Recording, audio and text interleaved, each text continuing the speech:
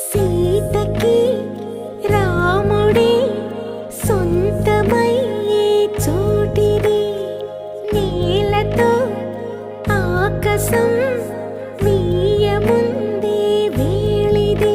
మూడు ముళ్ళు వేస్తే మూడు లోకాలకి ముచ్చటొచ్చినమ్మా. ఏడు అంగలేస్తే ఏడు జన్మాలకి వీడదీసిందమ్మా.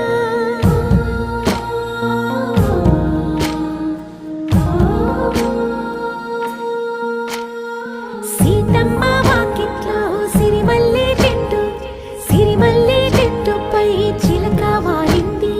చిలకమ్మ ముద్దుగా